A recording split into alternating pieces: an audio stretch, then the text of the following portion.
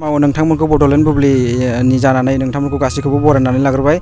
बे समाव आङो दंफैयो 1 नं कुसुमबिल गामियाव जुमदार दख'रा दुलाराय बर' फरायसा आफादनि खुंगा 4थि बोसोरसालिया जथुमा बिथांमोना खुंफुंनो थाखाय दिनैनि दिनाव आखायाव लादों।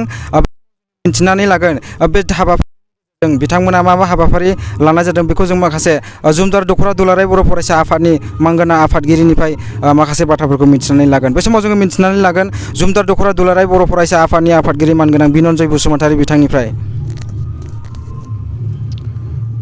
जोङो दिनै जुमदार दख'रा दुलाराय बर' फरायसा आफाद हिसाबै जोङो जोंनि जे बोसोरारि मोनसे थान्दै जख'न्थाय दङ, बे हाबाफारिखौ सराइबिल दालाइसा दुलाराय बर' फरायसा आफादनि सिङाव थानाय नैबे 1 नं कुसुमबिल गामिनि नैबे गेलेग्रा फोथाराव गेवलां गेलेग्रा फोथाराव दिनै सानसेनि मेहेरगोनां हाबाफारिनि गेजेरजों दिनै जोङो बे हाबाफारिखौ जोङो खालामनो नागिरदों। दा जोंनि जुमदार दख'रा दुलाराय बर' फरायसा आफादनि जे बोसोरारि मोनसे थान्दै जख'न्थाय, बे हाबाफारिखौ जोङो बेयाव खुंगोन। दा बेयाव जोङो माखासे हाबाफारिफोर लानानै आरो माखासे जोङो मावथांखिफोर लानानै बेयाव जोङो सावरायनो नागिरदों। आरो बेयावहाय जोंनि दख'रा हिसाबै माखासे मोननैसो जों हाबाफारिखौ दिनै गोनांथार हाबाफारिखौ बेयाव लादों। बेयावहाय जोङो दख'रा हिसाबै लादों सेथियाव जोंनि जे बोसोरारि थान्दै जख'न्थाय जे दङ, बे थान्दै जख'न्थायनि थान्दै मेल बेयाव जोङो लागोन। थान्दै मेल हिसाबै बेयाव बाहागो लाफैगोन आलासि महरै जोंनि क'क्राझार जिल्ला दुलाराय बर' फरायसा आफादनि मानगोनां मानिजाथाव आफादगिरि मुस्रि कृपेश दैमारि सार बिथाङा बेयाव बाहागो लाफैगोन।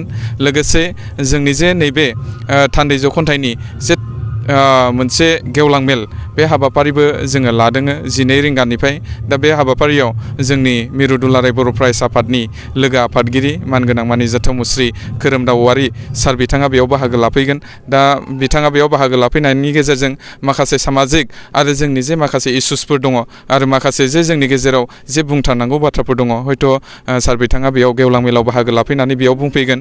दा बेवहाय एपइन्टेड स्पिकारफोर दङ, माननि आलासि बेवहाय दङ।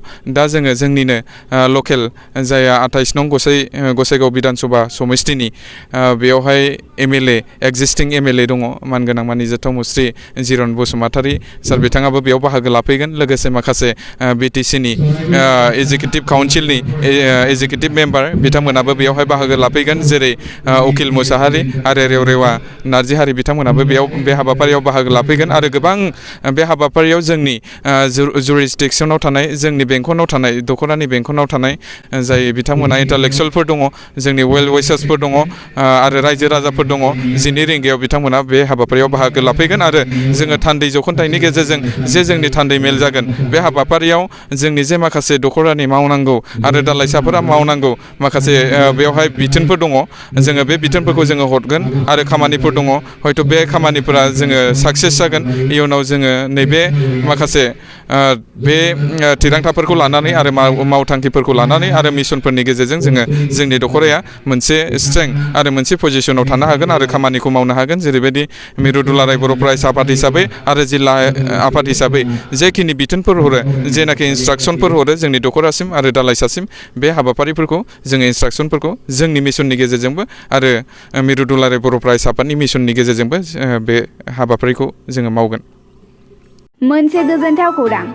गोजोननि नोगोर क'क्राझाराव थानाय बाजार इन्डिया आरो MRM हस्पिटाल साखाथियाव बड'लेण्ड थेरापिस्ट सेन्टाराव थुब्ला ब्रह्मआ गुबुन गुबुन रोखोमनि सानाय सुनाय गोनां सुबुंफोरनि थाखाय फाहामथाय होनाय जायो। जेरै जान्जि सानाय, हान्थु सानाय, गोदोना सानाय, आदै सानाय, आफादावदै सानाय, जानजि जरा सानाय, खर' सानाय, सिनस्रि जरा सानाय, बैफोरबायदि सुबुंफोरनि सानायफोरखौ फाहामथाय होबोगासिनो दं।